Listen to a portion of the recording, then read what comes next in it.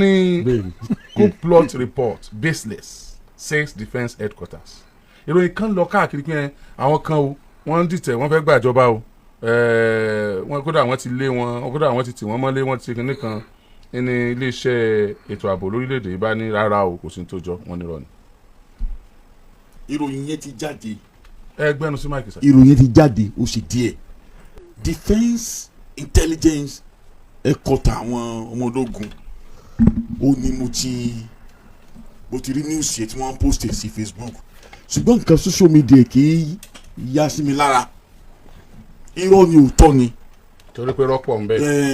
níta mo wá bẹ̀rẹ̀ sí ń wádìí káàkiri pé ṣé kí ní ìjọ òótọ́ wọ́n wá ní 16 soldiers kan ó ní wọ́n pète pèrò pé káwọn dìtẹ̀ gbàjọba lọ́wọ́ aṣíwájú Bọ́lá Ahmed Tinubu níjọ́ independence October 1st pé nígbà tí parade máa ń lọ lọ́wọ́ wọ́n fi kíní ẹ̀ sí pé làwọn ọ̀dà náà bọ́ sílẹ̀ tí ẹ̀mí àwọn àgbà òṣèlú sì lọ sí bí ìròyìn sí pé nìyẹn later mo wá ń wò pé ṣóòkì ní ilé ètò òótọ́ àbí ó lè jẹ́rọ́ àwọn ìròyìn kan wá ń jáde tó ń debunk ẹ̀ka ń fìdí ẹ̀ múlẹ̀ ó wá dàgbé wọ́n approbate wọ́n reprobate gbogbo ẹ̀ sáà ń kọlura wọn but in every rumour there is element of fact ó lè má jó òótọ́ délẹ̀ but àwọn nǹkan tó farajẹ́ mọ́ òótọ́ yóò wà ń bẹ̀ torí àwọn defence headquarter tí wọ́n làwọn gather information or evidence táwọn fún wọn pé wọ́n ń pète rẹ̀ but ète náà ọjọ́ àṣírí padà tú now mo believe pé as days goes on okay àṣírí ó bẹ̀rẹ̀ sí máa tú bóyá òótọ́ ni bóyá kò rí bẹ́ẹ̀ but ẹ̀rù ń bà mí fún nǹkan kan ni pé. kí ni báyìí lẹ́rù.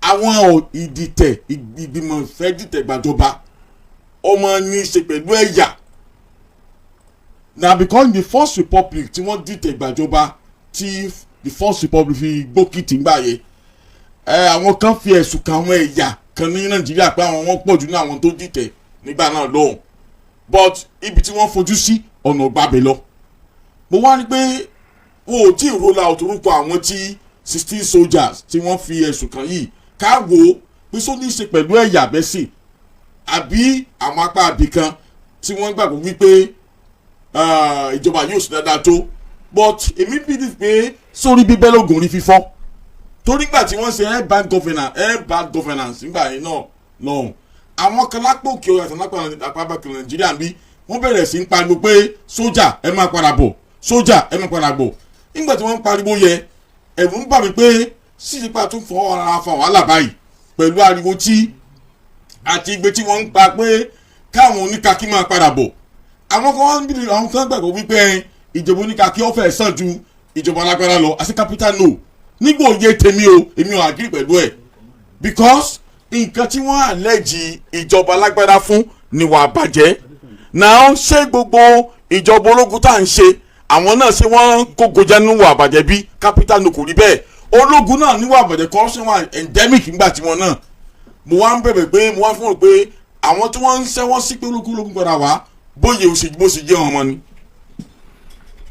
ṣe rí ẹ jẹ́ kí n bẹ̀rẹ̀ nípa ọ̀rọ̀ reforms ṣe náà tó pa pé 60 years and above inú ìwé ìdùn ti rí reforms tó lè jẹ́ káwọn ọ̀dọ́ kan ráyé gbé inú wọn ìdùn sí nítorí pé ìgbé ayé tó ń gbé wọ́n rò pé ó ti fẹ́ dópin tàbí àwọn nǹkan tó ń rí lọ́fẹ̀ẹ́ wọ́n rò pé ó ti fẹ́ dópin wọ́n wà máa wọnú àwọn ọ̀dọ́ wípé ẹ̀yin ọ̀dọ́ wọn fẹ́ràn yín nǹkan pélé so ọ̀pọ̀lọpọ̀ àwa báyìí that kind of deceptive agenda meanwhile reforms ṣe ń gbọ́ àwọn tí ìlú kan bá fẹ́ ṣe reform look at Kenya look at every other countries ọ̀pọ̀lọpọ̀ àwọn tí wọ́n takò láwọn tó ti ń jẹun nù ìjọba tẹ́lẹ̀ àwọn tó jẹ́ pé ìgbádùn ayé wà lọ́wọ́ wọn wọ́n remove fuel subsidy àwọn olè rò pé ń gbádùn fuel subsidy jù àwọn tó jẹ́ pé àjẹbánu ti wọnú ẹ̀ the few people àwọn ẹ̀ta yóró kékeré now ṣẹ́rí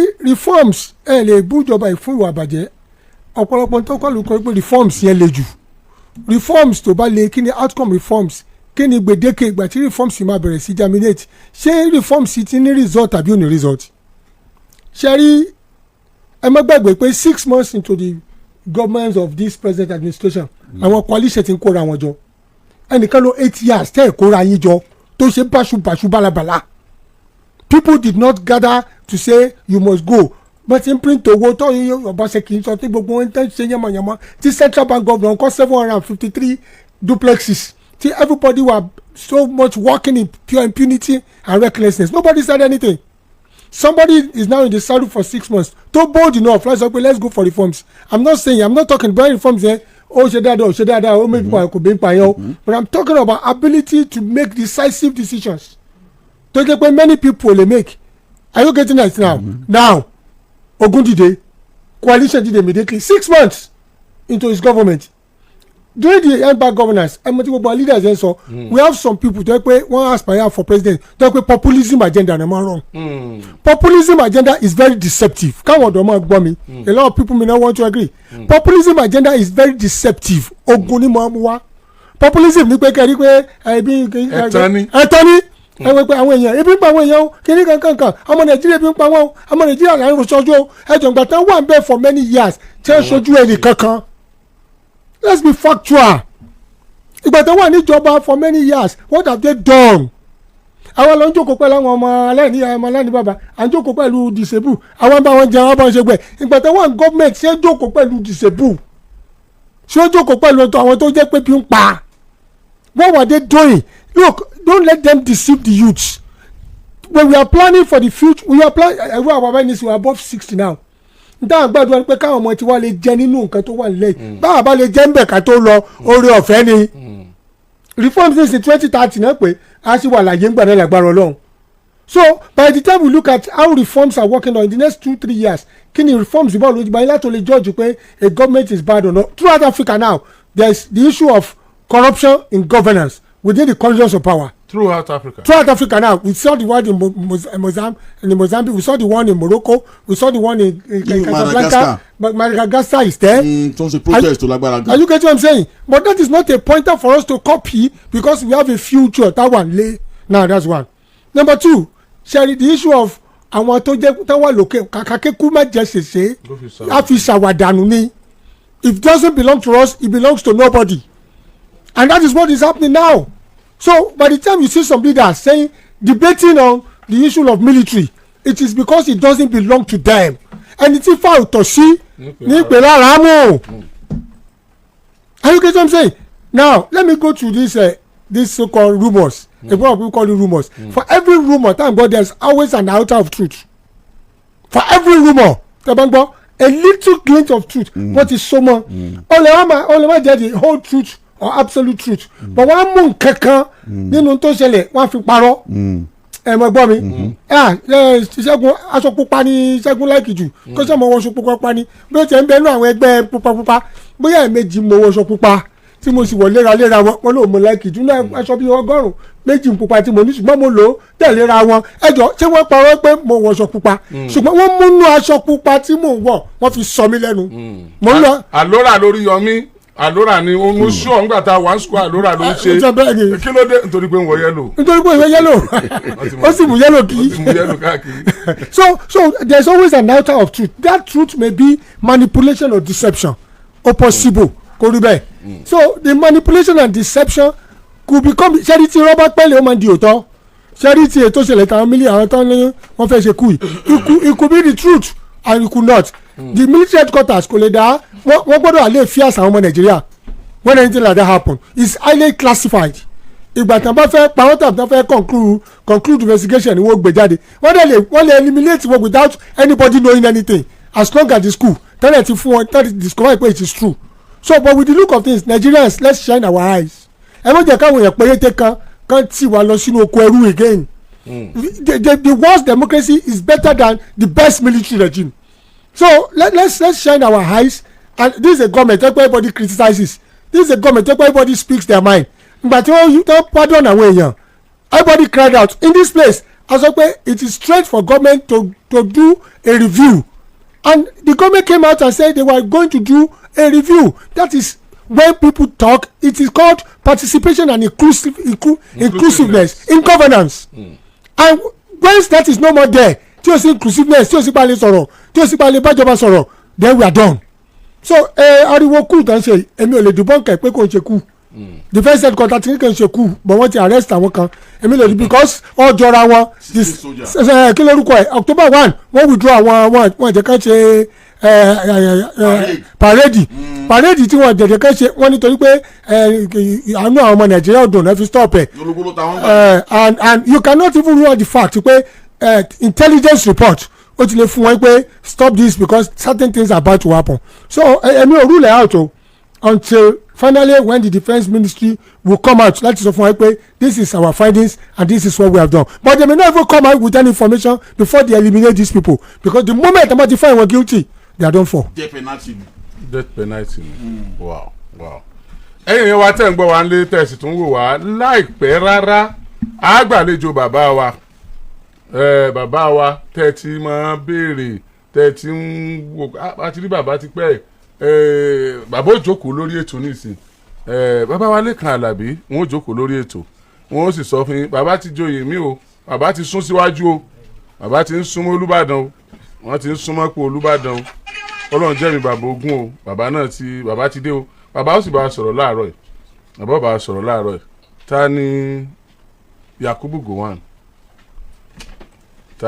Gowon kí ni ń ṣẹlẹ̀ lé nípa Yakubu Gowon kí ni bàbá wa ṣe gan a fẹ́ gbàlejò bàbá ẹ mọ̀ pé ó ń lé bàbá lórí sókànwá náà tẹ́lẹ̀ akànṣe ní ipò gẹrẹjẹ là á bá gbà ni ṣùgbọ́n síbẹ̀síbẹ̀ ẹni ọjọ́ tó bá wù bàbá ni bàbá lè wá sórí ètò pé àwọn tó fẹ́ bá wa sọ̀rọ̀ ẹ ṣeun ẹ mọ̀ wulẹ̀ lọ àwọn tó wà ní chọ́ọ̀chì ní wáò báwo làwọn ṣe sí báyìí sáwọn ọmọ yọ wò ni bẹ́ẹ̀ bá lè yọ wò ẹ mọ̀ yọ gbọ́ àbí ẹ bá kó chọ́ọ̀chì ẹ lè padà rí ẹ mọ̀ bẹ́ẹ̀ ṣe máa gbọ́ tẹ́lẹ̀ àwọn tí là sàlátù náà bẹ́ẹ̀ lè yọ wò ẹ lè yọ gbọ́ tẹ̀tẹ̀ àánà tó wà nílé bẹ́ẹ̀ ṣe fọwọ́ kan ṣiṣẹ́ léhùn ní kí ẹ mọ̀ akáwọn chọ́ọ̀chì nù lé o tó yẹ pé orí fóònù ni wọ́n ti ń ṣe chọ́ọ̀chì tiwọn ṣé ẹ ti bá rí píkítọ̀ yẹn ẹ rí ọ̀rọ̀ à ń jápò nínú ẹgbẹ́ òṣèlú kan sóṣèlú kan yìí sákòókò rẹ̀ la wà yìí tó rọ́ lágbára díẹ̀ o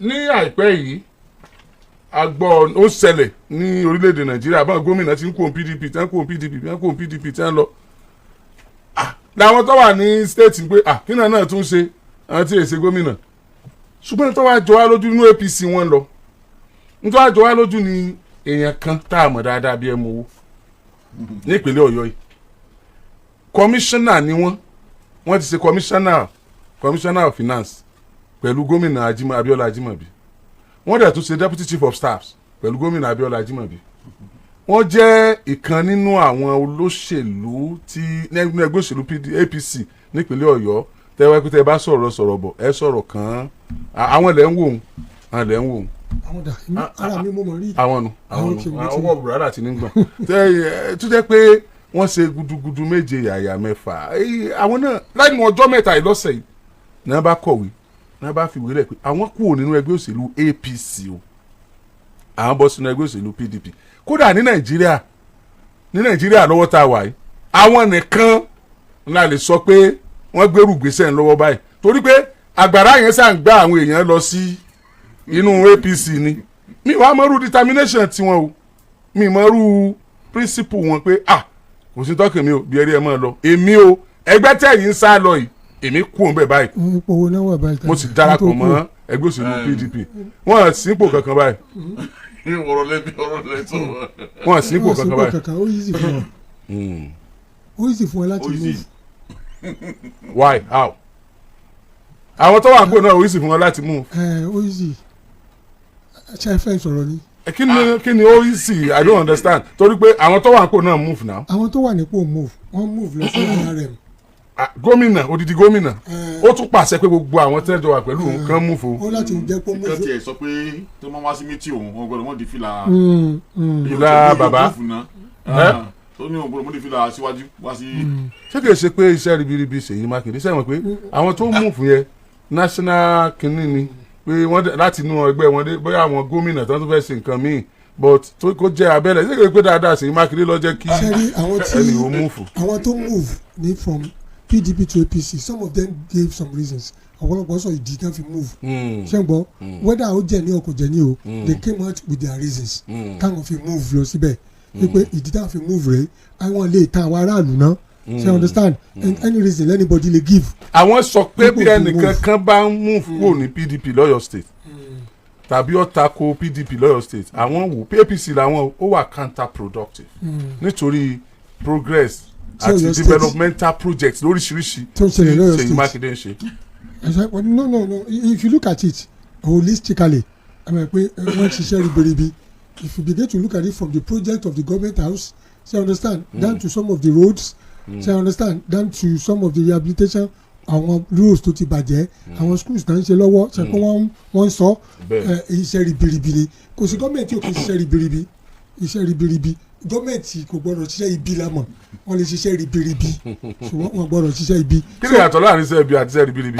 iṣẹ́ ribiribi làwọn iṣẹ́ táwọn èèyàn rí tí wọ́n dẹ̀ múnú àwọn èèyàn dùn iṣẹ́ ribiribi is all about nǹkan tó dùn máwọn èèyàn nú àti oríṣiríṣi tó lapa tó sì ní ipa ṣùgbọ́n iṣẹ́ ibi náà máa ń lapa iṣẹ́ ibi lè lapa negatively. iṣẹ́ burúkú ni ọ̀la ni. iṣẹ́ ibi ó lè mú aburú dání ó lè mú ẹ̀kún dání ó lè mú òṣè dání ó lè mú àdánù dání ó lè mú kíni ó lè mú fò dání iṣẹ́ ibi yẹn á dẹ̀ rò pé ribiribi ni. you understand tí mo sọ because a lot of times when development tó bá ń ṣẹlẹ̀ not everybody is happy to some people òfò ni.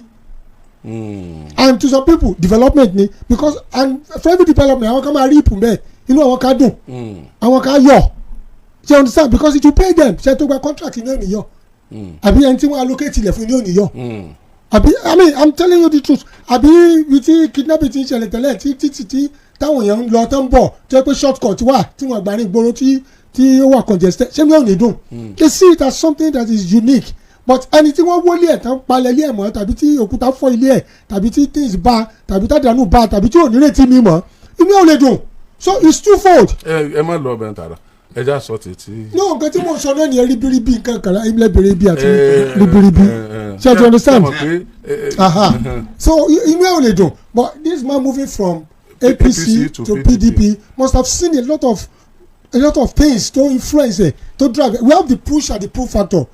nǹkan kan ló ti jáde lé APC ṣé APC dá lọ́yọ̀ sí lọ́wọ́ táwa. bóyá wọn fẹ́ inform ara wọn nínú drama APC. ṣé drama APC pọ̀ lọ́wọ́ táwa yìí. they have no one tí a ní one tí ní focus lọ́yọ̀ state there is no direct focus for APC in our state. Wow. So you understand they are directionals for now. Wow. So if somebody is a visionary somebody tó wò pé ẹ jẹ́ kí n let me move away from where there is stagnancy and move to where there is a flow. So you understand you can move. He saw Ṣèyí Mákindé as somebody that is moving in the right direction. So opinions ni. So he could leave the APC because of the brouhaha. Don't say APC moving to the PDP. So you understand. So say PDP APC Oyo state. APC Nigeria national level tán move lọ. PDP Oyo state PDP national level tán ti sáko. Ẹ já fi wéra wọn. Ó yàtọ̀ díẹ̀. Let me tell you we have something we call the subnationals. And when you look at the subnationals, it is under the control. I use the word control of the leader, the one is subnational, especially the governors in the states, regardless of the party they belong to. Each one of them is an individual. Early compare governor of your state, my governor Osun be governor Ekiti. When it comes to personality and everything, they compare one together. They have their agenda, they have their ways of doing things. So you understand? So maybe the way by which a governor is doing things in the PDP in the state is developmental. Is to the joy, delight of the people. Lowo state. And why the PDP nationally is in disarray. So it lets you know where the governor in Oyo state not only all about party, but all about an individual that has a vision and have a mission to the achieve purpose. So all different totally, even though the brouhaha, the disagreements and the crisis in the national can eventually affect the state. Benny, you can even affect at the end of the day. Anyway, you avoid the company of losers, but their despair is contagious. Does that mean he's trying to avoid the company of losers? Yeah, because you avoid the company of the losers, but their despair is contagious. Tẹ́ ẹ bá bọ́ ń kúkúrú náà gbèlé pọ̀ tí ń hàn tí wọ́n yìn tẹ́ ẹ bá kíyèsí ara olúwẹ̀bẹ̀ sí hàn gbáyà. So that could be the reasons for his movement. I'm not against anybody moving. There's freedom of association, and disassociation. But it must be for the interest of the people. But personal interest comes first. Personal interest in politics. Kí la jẹ àti kí la jẹ. Tí party kò wá fún mi ní tí ń jẹ àti tí ń jẹ mọ́. To our politicians wọ́n move lọ síbi tí ń jẹ àti tí ń jẹ wa. tàbí tí wọ́n ronú tí wọ́n ń ṣe lọ́wọ́ pé kò fẹ́ sọ́jọ́ ọ̀la ń bì. wọ́n wù lọ síbi tọ́jú ọ̀la wà tàbí ibi tí ọjọ́ ọ̀la wà tàbí tí ipò ọ̀la wà tàbí tí àṣeyẹ ọ̀la wà ayẹyẹ ọ̀la wà àṣeyọrí ọ̀la wà ibẹ̀ wọ́n ti dòkú ayé òkú ayé the living corpse. sọ pé tí kinní kan bá kọjú síra wọn tí ilé kan bá kọjú ogun síra wọn. When the house divided against itself you cannot stand.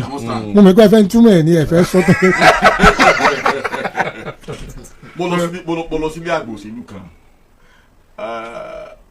ọ̀rọ̀ wa abẹ́lẹ̀ mẹ́ wọ́n wá ń sọ fún mi pé Ejide yẹn sọ̀mọ̀ pé ẹgbẹ́ báyìí báyìí ń pè mí kí n máa bọ̀ àwọn wá fún wọn lẹ́sìn pé bobi àwọn ọ̀lọ́ ọbẹ̀ ẹ kọ́kọ́ kéde nǹkan àbẹ́ ẹ sọ nǹkan tẹ́ ẹ fún mi tẹ́ ẹ sì kéde ẹ̀ sáyé kó ló di pé yín tẹ̀lé yín lọ ní àbá mi àgbàlagbà wọn jẹ́ sí mi ní àbá kí ló dé wọ́n ní àwọn òlẹ́mọ̀ tó ń bẹ́ẹ̀ òun retí irú mi tí má dàgbà mọ́ wọn tán kí wọ́n lọ máa tò tẹ́rọ sí pọ̀nlẹ̀ wọ́n ṣàlàyé nǹkan tí wọ́n bá fún mi àti nǹkan tí ń gbà kí n tó lọ ìwọ̀n alẹ́ débẹ̀ tẹ̀ kí wọ́n máa wò bọ̀ kí wọ́n máa gbé àwọn ló ní sùúrù ni o wọ́n ló tò ní o mo ní kí ló mú tẹ̀sí ọ̀pọ̀lọpọ̀ àwọn ẹgbẹ́ àwọn ti ṣe mú rẹ̀ tí wọ́n ti lọ tí wọ́n débẹ̀ tán tí wọ́n lọ tò wọn wá ìtìjú yìí ò lè kí wọ́n padà sí tó tí wọ́n ti kúrò mọ́ wọn wá ń wò wọ́n náà èrò sípò lẹ́yìn àwọn tí wọ́n ń wojú tàwọn náà. kì í ṣètòrí tara wọn nìkan bẹ́ẹ̀ni torí àwọn tí wọ́n gbà fáwọn náà tán tẹ̀lé. ẹni tí ó move lọ láti APC lọ PDP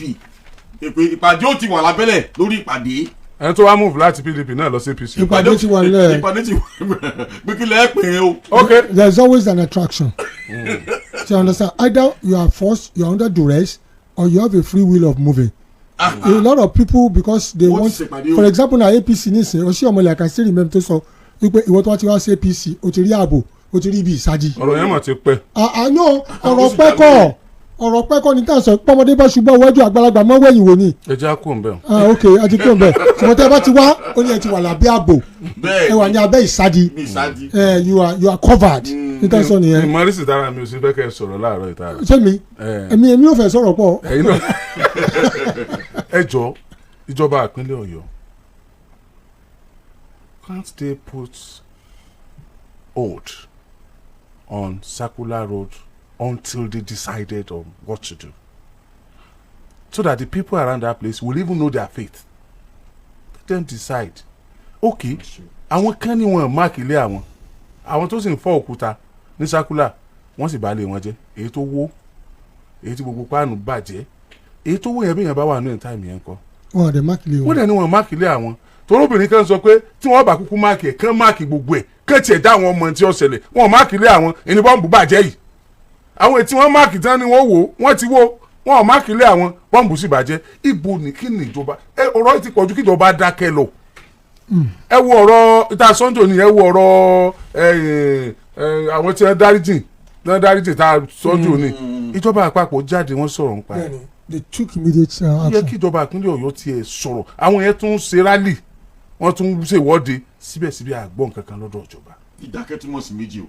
kí wọ́n sọ nǹkan kan lórí ọ̀rọ̀ Circular Road tí wọ́n bá rò pé àwọn ti ń sọ̀rọ̀ tẹ́lẹ̀ ó ti sú wọn rárá ó ti wá dórí kan tiẹ̀ sọ nǹkan kan báyìí kí lè ṣe nǹkan kan. àìsọ̀rọ̀ ọ̀rọ̀ ni. náà mo fẹ́ ṣe. wọ́n yá wọlé ọmọ yìí. dídákẹ́ túmọ̀ sí méjì o tí n bá sọ̀rọ̀ náà ara mi ojú mi lè máa sọ̀rọ̀ kí sí gbogbo ọ̀rọ̀ náà a ní body language verbal word at times rèé tí ìgbà táwọn akékeré lẹ́yìn náà táwọn tó wà nínú náà ń gbọ́ wa àwọn kan wà àwọn òbí wa kan wà ní pé kò nílò kí wọ́n lanu sọ̀rọ̀ ṣùgbọ́n ẹ̀yin ojú ó ti sọ fún ọmọ pé wàhálà ń bọ̀ tó ń bá délé. àwa ọmọ kan wà ọmọ ojú ni wà ẹ bá fojú náà wá báyìí àwọ̀ sí ni bí ọbẹ̀ inú páànù.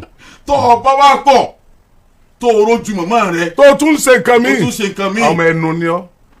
ìgbọ̀ ọba di ọwọ́ ọ̀dájí àbí tó o bá sùn ọkàn ní bọ́ọ̀ kan wọn kò wọ́n mi wọ́n ti ṣe bẹ́ẹ̀ fi mi rí wọ́n wọ́n mi mo bá jí wọ́n ní pé etí rí tí mò ń sọ̀rọ̀ lẹ́ẹ̀kan pé kó má gba oúnjẹ ó sọ pé òròjú mi mo ní má bínú kí tó kẹ́ má bínú àtòrí ti dára mi pé má ṣe bẹ́ẹ̀ mọ́ ń tọ́ mi. sẹ́yìn náà stubborn gba ẹ̀kọ́. mo lé o. so ojú àìsọ̀rọ̀ yẹn náà communication ni o. what does that communication mean? wá túmọ̀ sí wípé ọ̀jàmà communication tí ilé wa ń lọ tí wọ́n dá àìsọ̀rọ̀ yìí ó túmọ̀ sí wípé ẹ ké ẹ hó ẹ sunkún ẹ forí lélẹ̀ kásẹ̀ òkè ohun tá a ṣe là á ṣe.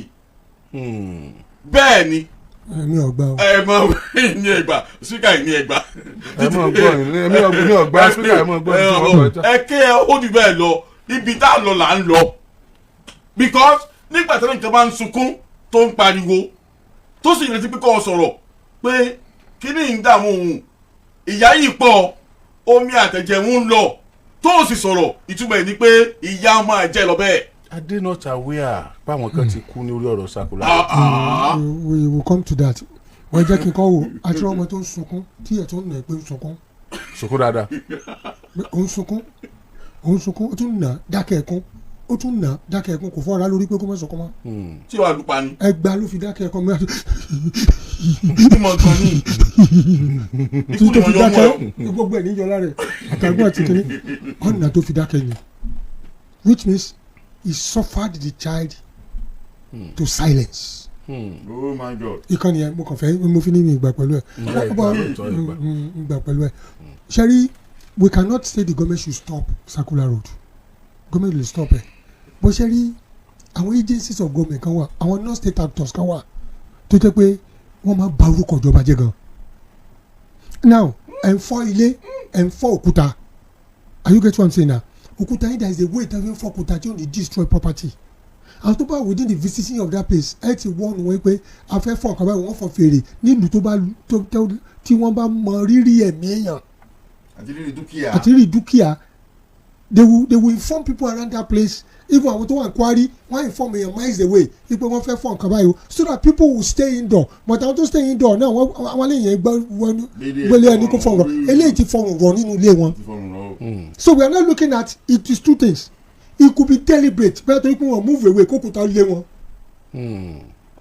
and it could not be deliberate pé wọ́n ọmọ ìkókùtà ó dé bẹ́ẹ̀ sọ pé mi ò méjèèjì ẹ̀yin náà gbà kan wọlé. ṣé àwọn ọ̀dẹ́sá it could be deliberate àwọn ìta ilé wọn. wọ́n lè mọ̀ ọ́n mọ̀ lẹ́mí yẹn. wọ́n lè mọ̀ ọ́n mọ̀ àwọn ìkókùtà ó dé bẹ́ẹ̀ ní ọba fọ́lé wọn. ẹ máa ṣiṣẹ́ lórí máìkì bàbá o sẹ́yìn pé máìkì máa ń fọ́n bùn gbà mí. ipò bá délé wọn. ẹ expect bàbá máa pariwo ẹ máa ṣiṣẹ́ lórí máìkì wọn. and the other way round it may not be deliberate pé wọn ọmọ epo máa débẹ̀ yẹn tó dé débẹ̀ but the point I'm saying ni pé when a government keeps quiet or keeps quiet táwọn èèyàn dẹ̀ ń pariwo then that government is not sensitive.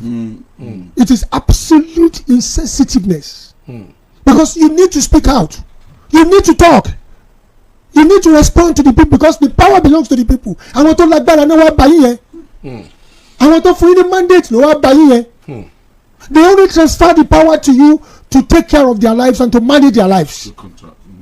So you are not looking at a kind of a contrary behavioral attitude that negated to understand the principles and values of democracy. So government must always respond regardless of what.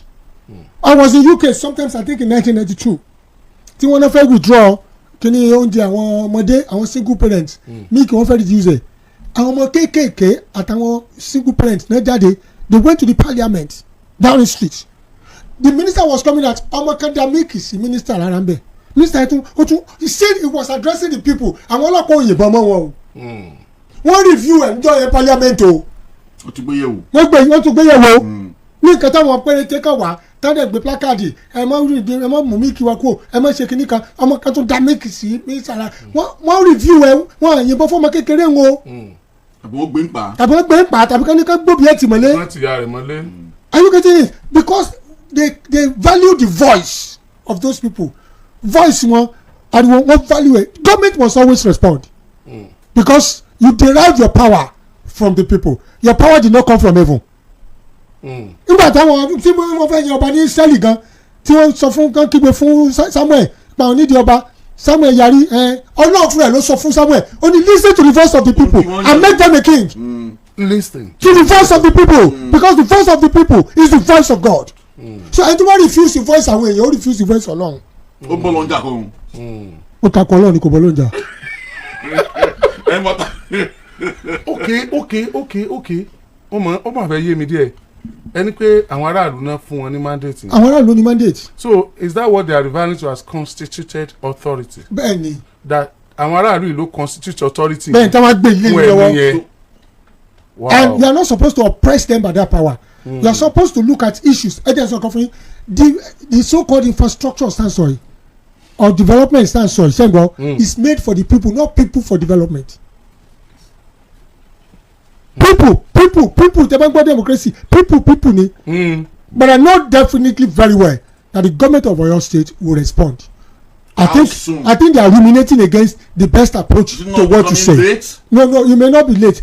But sọ pé náà justice. ẹ sọ pé ìjọba ìpínlẹ̀ Ọ̀yọ́ sọ̀rọ̀. wọ́n sọ̀rọ̀ lórí ọ̀rọ̀ yìí. wọ́n sọ̀rọ̀ mo mọ̀ pé tó ń sọ ní tèmi. kí wàá lójúṣe tiwa ṣe pé lọ́ọ̀yà ni ọ́ justice delayed justice denied. bẹ́ẹ̀ ni o delay ń gbà mí o kò sọ bíbélì kan sọ pé ìrànlọ́wọ́ fún ti gbà kan náà ó ní yóò wà ní dídé yóò dé dúró dé so àmọ́ bóyá àwọn ilé bóyá àwọn tí yóò dé ni ọ̀rọ̀ tí ò ní dé ṣe understand but ẹ jẹ́ fún government the benefit of doubt that they are working on certain things and will come out with a blueprint.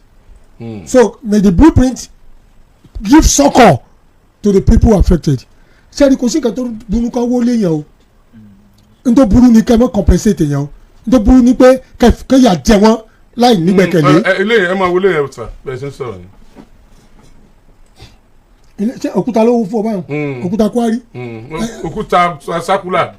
tó ń fọ́ mẹ́ẹ̀ mo sọ fún yín àwọn tó fọ́kúta mọ radius ibi tó kúta lè fòde. they are not the lack they are specialists in òkúta fífọ́. you understand so they know the range ibi tó kúta lè dé ó dẹ̀ kan wọ́ọ̀nù wọn. òun sọ pé it could be deliberate don't give a damn whether you are destroyed or not or probably it was unforeseen wọn mọ̀ pé o lè débẹ̀ it's either of the two ìjọba ni ó wà jáde àmọ́ pé yóò débẹ̀ o n ta ṣe ni pé a reconstruct ilé yìí fún yín ìyẹn àwọn tó gbé contract fún torí ìjọba náà ló gbé fún wọn ẹ mọ wa sorry. òkúta fífọ́ mọ́ fún àtúrẹ́mù. máa gbọ́ tí mo sọ sorry the moment a policy is affecting the people government must look at how can we a kind of reduce the suffering táwọn èèyàn pass through báwo la ti lè dín ìdààmú àti wàhálà ikú ó ní o àti òfò ó ní gómìnà fi ṣèlérí pé ìdí tá a fi wọn jọba ní káwọn protect lives and properties ìlérí àkọ́kọ́ tó kọ́ ṣe nìyẹn section 14b of the constitution. honourable speaker akọ́mọ́fọ́lá kí ni ojúṣe tiwa akọ́mọ́lọ́mọ́lúlú kí ni ojúṣe tiwa gẹ́gẹ́ bí mídíà lórí ọ̀rọ̀ yìí ìjọba ò tí ì sọ̀rọ̀ àwa sì ń sọ̀rọ̀ sáà tí ìdá láṣejù ṣé wọn ò jẹ̀ ní fún lóko mi bá à ń bú ìjọba. the media is the fourth realm of the estate that stands within the government and the government. And the government wan sokun ìwọ́de ló wà láàrin wọn you must let the government know that the governed are weeping and wailing. gẹ́gẹ́ sí àwọn olóṣèlú kan ló gbéṣẹ́ fún yín láti destroy. No, it's not destruction. This is a constructive criticism. We are not a critic, we are an analyst. And media will always present it objectively. Because àwọn people náà tí wọ́n lọ kọ́lé tí wọ́n lọ wọlé wọn tí wọ́n lọ search fún àwọn náà ní tiwọn time tí wọ́n lọ search fún secretariat kán lọ sí urban development kán lọ sí ministry of lands and housing kán lọ wò kán tó ralẹ̀ tẹ́ni kankan promise wọn pé máa kọ́lé lọ táwọn náà ń kọ́lé lọ within the radius tíjọba ti filẹ̀ tẹ́lẹ̀ kì í ṣe ìtàṣe àfikún o. honourable speaker àwọn náà wọ́n wá ká sọ̀rọ̀ lọ́bẹ̀ yẹn bọ̀ àwọn kan wà tó jẹ́ pé wọ́n ṣe ìfikún tó wà affected. òun náà mo sọ wípé within the radius tán lọ tó yẹ pé tí o bá ṣe ìtàn tó ṣe àfikún nísìn they must be compensated. Even àwọn tí ó affected torí property ni ṣe pé nǹkan sọ pé we protect lives and property. mo sọ fún yín sometimes in Uyo in Akwa Ibom state when Godswill Akpabio was the governor wọ́n wọlé ọ̀pọ̀lọpọ̀ tí ó perform within the range tó yẹ kí wọ́n wó they were all compensated àwọn míì gbàdúrà kí wọ́n wọlé àwọn. torí pé wọ́n compensate àwọn tí wọ́n wọlé. handsomely. ẹ má bínú ẹ máa sọ̀rọ̀ ẹ jẹ́ àwọn èèyàn kan tí àwọn sábẹ̀ dá sí àwọn fẹ́ dá sí 07041001887 07041001887 plus 447405697158 plus 447405697158 ẹ máa sọ̀rọ̀ nínú ọ̀kan tó kọ̀ wọlé. ṣe rí àwọn tó ń fọ́ òkúta tó ń pè ní kwari níbi sákúlà yẹn no kò sí kwari ń bẹ̀ o. kò sí kwari ń bẹ̀ àbí tí wọ́n fọ́ òkúta. hello. now. hello. ẹ káàárọ̀ Alhaji Oriyomi. ẹ káàárọ̀ sà. mo dẹ̀ tún pásítọ̀ àti kọ́mẹ́rẹ́ jídìran. iná ọlájí àti lóye àdìsá lórúkọ mi. ẹ káàárọ̀ ẹ kú ọjọ́ mẹ́ta sà. yes sir. ṣe rí rédíò yín tọ́míṣàn yín ó jẹ́ bí ìlanilọ́yẹ̀ fún aráàlú tí èdè ṣe tó lè dá wàhálà lẹ̀ ó bẹ̀ tún jẹ́ bí ojú ọ̀nà láti mọ̀ jẹ́ ìjọba ìpínlẹ̀ Ọ̀yọ́ kan ṣẹ̀ṣẹ̀ gbé àwọn tó súnmọ́ wọn iná lè fẹ́ mọ tún interpret ẹ̀ bẹ́ẹ̀ ṣe sọ so ẹ wà lára àwọn rédíò tó jẹ́ pé ó ń guide government pé báyà wọn president ń gbọ́ ni àwọn state náà lè máa gbọ́ kọ́ máa fi pípa làbẹ́ ẹ̀sẹ̀ tí ìkọjá yìí with most of your submission. ṣé wá rí nípa tí ó ṣe circular road kò ṣe circular road adáfẹ́ má fọhùn àmì tó ń ṣe ibi tí ìjọba àpapọ̀ bá ń lọ kán sọ ìjọba ìpínlẹ̀ tó bá ń lọ kán sọ àwọn náà nílẹ̀ náà ní kinní kán tètè clarify kì í ṣe pé mọ́ adákẹ́ bíi pé kinní bá ní mọ̀ bí tán lọ pé kinní ìgbà míì yẹn lọ wájú ìgbà míì yẹn lọ sẹ́yìn so ilé fífi rọ̀ wọ́n àwọn tó bá mọ̀ wọ́n nífẹ̀ẹ́ gómìnà wa kán jáde sàn láàrin ajé ní mú ní pẹ́kọ̀rọ̀ wọn ò sáà lọ fún third term láti bẹ́yà kinní ìgbà tán lọ fún second term wọn ò bá wọn gbèsè irú nǹkan báyìí wọ́n máa ń tètè address the issue kì í wá ṣe sìn fẹ́ gbọ́n tí wọ́n báyìí pé àwọn òkú dìbò pé tẹ́ńbàjì ó kàn mí sáà ìtọ́fẹ́ máa lò so kán dàkún kán jọ kan clarify àwọn èèyàn ti ní bp mo láwọn kọ̀ọ̀kan tán ní wọ́n bp ló pa wọ́n gangan nígbà tó di pé wọ́n ní wọ́n jẹ́lé wọn àwọn nígbà tí wọn ò dé bẹ́ẹ̀ gan so ibi tán bá fẹ́ wó kán tètè wó báyìí ká mọ ibi tán lọ ọlọ́run bá wa ṣe nàìjíríà ò ní dàrú àti ìbò ní bàjẹ́ ní ọlájà tó yẹ jáde pọ̀. ẹ ṣe gan ìyẹn tiẹ̀ kọ́kọ́ fi wá lọ́kàn balẹ̀ torí èyí pẹ́ dolóṣèlú ṣé wọn ò nítorí òṣèlú kan lèèyàn fi ń sọ ìkọlọ́ wọn sànú èèyàn. hello. hello Alhaji ẹ káàárọ̀ sà. ẹ káàárọ̀ sà. ẹ kú iṣẹ́ ìlú. yes sir. ẹ ní fọmọdé o. àmín. ẹ ní fàyàdì. àmín. ìkọ́kíkan nínú iṣẹ́ òṣìṣẹ́ àgídégbò ẹ ní fìdí. àmín o. àmín. ẹ ní fẹ̀mí yín di. àmín. no black sugar ló ń sọ̀rọ̀ láti Àpẹtẹ. yes sir. mo sọ ní ìgbà kan lórí ọ̀rọ̀ circular road àwọn tó ní interest lórí ọ̀rọ̀ setback yẹn wọ́n pọ̀ nínú àwọn tó súnmọ́ ìjọba. à ń gbọ́ yín gbogbo ọmọ Nàìjíríà ní gbọ́ yín. àwọn tó ní interest yẹn ò ní jẹ́ kí voice ara òlu ó dé ti gómìnà wọn ò ní jẹ́. mo sọ fúngbà yẹn wípé setback yẹn 500 kìíní kan nǹkan tó máa gbé síwájú gómìnà ni pé ọ̀nà excellence ní future rílu ilé ìfẹ́ kọjá ní ẹgbẹ́ kìíní yẹn ẹ jẹ́ ká ṣe báyìí 75 yẹn ti kéré jù torí railway ńgbà míì another government lè wá kàn ṣe mọ̀ wọ́n máa ti present ẹ̀ fún gómìnà tọ́lì bàbá pé wọ́n ní interest lórí ẹ̀ dẹ́ẹ̀ kọjá àyè o kọjá àyè yín rárá ṣe àṣejù ṣé ẹ rí nǹkan kan tó wà ṣé ẹ mọ̀ pé Apẹtẹ Ìdó ló wà under Ìdó ni. bẹ́ẹ̀ni. mo rí ẹnìkan fi lára àwọn torí ó sì ń rúgbó bọ̀ o wọn ò tí ì dé Ìdó o àbí wọ́n ti débẹ̀ o bẹ́ẹ̀ àmì ò rò bóyá àwọn Ìdó dìde báyìí ní ìsìn o. Ìdó tí. mo ní ẹnìkan tó jẹ́ pé 2 acres ló loose níbẹ̀ yẹn tí wọ́n ṣe kíní lọ bẹ́ẹ̀ yẹn bẹ́ẹ̀ lórí ọ̀rọ̀ protest tí wọ́n ṣe kíní yẹn ìjọba ò gba àwọn tó súnmọ́ ìjọba ò ní jẹ́ kí wọ́n gbọ́. wọ́n ti dé dò torí wọn ò tí ì dológun ẹrú tí wọ́n bá dológun ẹrú làá mọ̀ pé wọ́n dé dò. mo rí píṣọ̀ yẹn ṣẹ́rí wọ́n ti bóònù ẹ̀ ní sáìdì after Arárọ̀. ṣé ẹ mọ̀ pé gbogbo sáìdì Arárọ̀ yẹn ilé ò tí ì pọ̀ ń bẹ̀ tí wọ́n bá dológun ẹrú.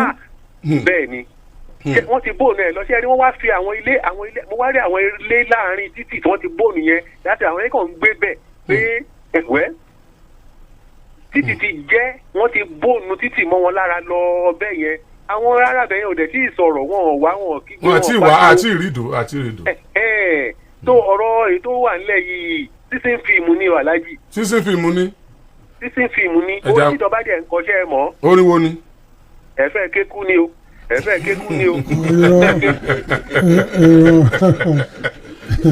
ìjọba ò ní orin báwọn ìjọba ò ní orin báwọn àwọn tó ń gbèrè. náà ń gbèrú ẹ̀ honourable speaker. ìjọba ìkọ́ni báwọn àwọn tó ń gbèrè ni. náà ń gbé ẹbí wọn dá ni wọn tó gbé. tó bá dá ni amani àfẹ ìjàyè pa gẹ́gẹ́ láago 9 àárọ̀ lù láti iléeṣẹ́ rédíò àgídìgbò 88.7 FM Ìbàdàn. lọ gba káàdì ìdìbò rẹ. ẹ jẹ́ kí bàbá wa olóyè Lékan Àlàbí Abẹ́sẹ̀ Olúbàdàn ilẹ̀ Ìbàdàn kí bàbá máa bọ̀ wọ́n fẹ́ bá wa sọ̀rọ̀ wọ́n fẹ́ darapọ̀ mọ́ wa wọ́n ti darapọ̀ mọ́ wa láàárọ̀ yìí lórí ètò Ṣókànwá special. kí ni qualities àwọn táwọn èèyàn yàn. quality àwọn táwọn èèyàn yàn. let me tell you something, sir. Tell us. Charlie, the first referendum tó wáyé ṣé ń gbọ́ mi sà inú Bible ni referendum yẹn ti wáyé and the referendum is between Jesus and Barabbas. wọ́n di Pontius Pilate. gbàtà mú Jésù ẹ̀ṣẹ̀ wo ni Jésù ṣẹ̀ ẹ̀ṣẹ̀ méjì péré ni ẹ̀ṣẹ̀ méjì kọ̀ọ̀kan ni pé olóhùn òwe tẹ́ḿpìlì yòówó tó kọ́ ó ṣe àwọn Farisí Sadusí àwọn alágbára nù jọ èkejì ní pé lóhùn ọba àwọn Júù lòun Hẹ́rọ́dù wò pé ṣó gbàjọba lọ́ọ̀ mi ni. So wọ́n wá ṣe referendum wọ́n mú olè jáde nínú ẹ̀wọ̀n wọ́n mú Jésù wọ́n ní ta ni ká fi ilẹ̀ náà méjèèjì ká lè fọwọ́ sí wọ́n ní Bárábà olè làwọn fẹ́. kàn fi ilẹ̀. ibo mú Bárábà. ibo ẹ pọ̀ bí. ibo Bárábà pọ̀ ó lè lè ibo lè pọ̀ ibo lè pọ̀. ibo ẹ kún kẹ́kẹ́ ni. ibo lè pọ̀ o sì nǹkan kan tó o sọ̀rọ̀ mọ́ ibo lè pọ̀ ẹ dákun.